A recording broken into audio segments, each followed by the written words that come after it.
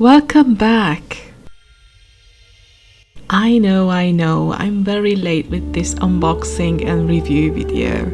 I ordered the package a while ago and I was even worried it got lost somewhere during the shipping, but after half a month, it finally arrived, literally 2 days before Comic-Con. Both are of course from the well-known Star Wars Black Series line and the picked Jedi Masters Yord Fandar and Indara from Acolyte. I did not have the time to edit the video because even before my departure to Budapest, I had to work late into the night. So I just left it there for later, hence here we are now. Now I understand that the topic of today's video is a bit controversial, since the Acolyte series was not received well with the Star Wars fandom at all.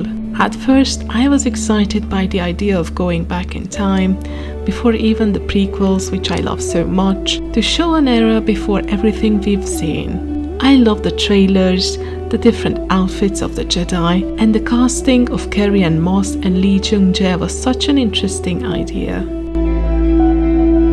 Then came the episodes, and of course, the internet blew up by what seems to be current-day political talking points shoehorned into the series.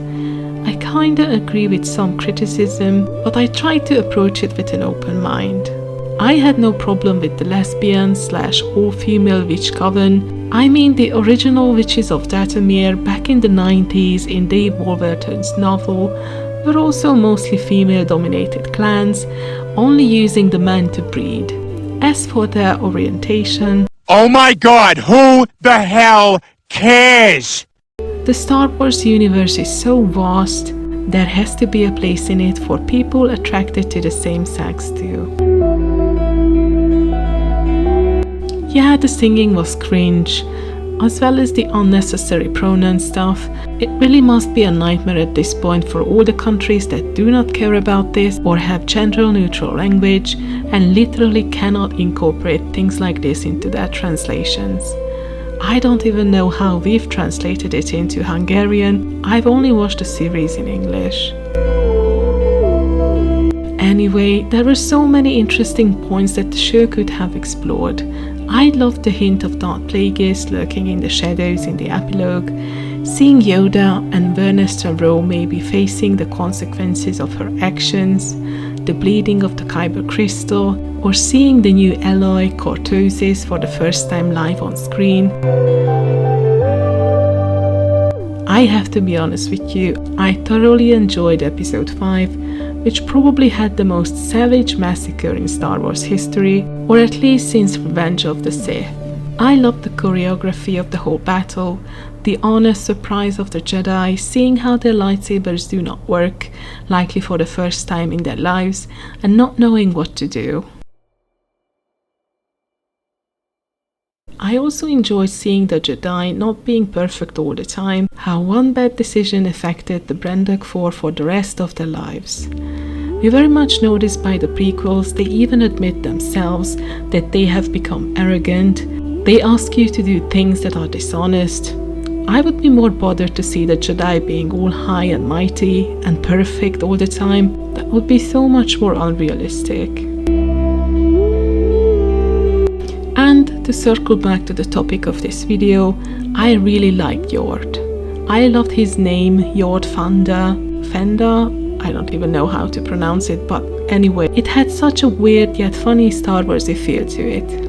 I loved how hard he tried to be this stiff, stern Jedi Master, to exude this aura of dominance, and at the same time, he is this comical, dandy young man. It was really funny. I loved his outfit, the yellow and brown earthy tones, the metallic ornaments on the clothes.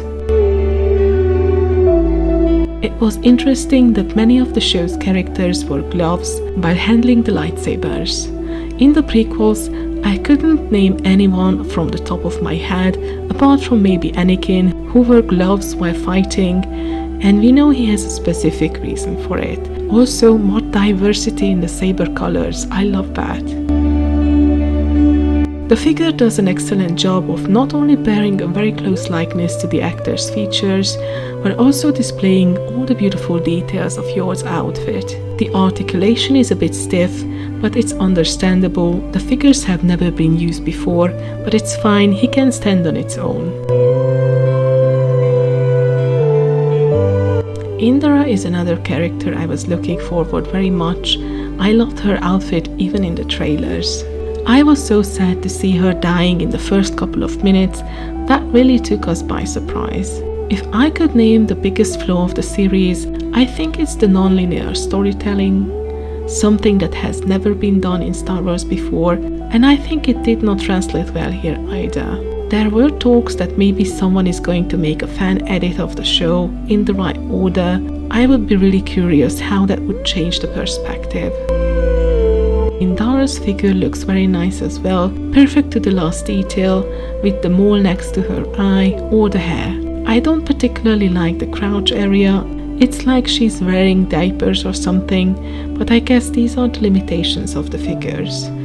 Next to Yord and Master Soul, her figure looks a bit petite, but if you look at the real-life height of the actors, I guess it's fine since Charlie Barnett and Lee Jung-jae are both around 10 centimeters taller than her. Anyway, I was happy I was able to get these two figures at a discounted price.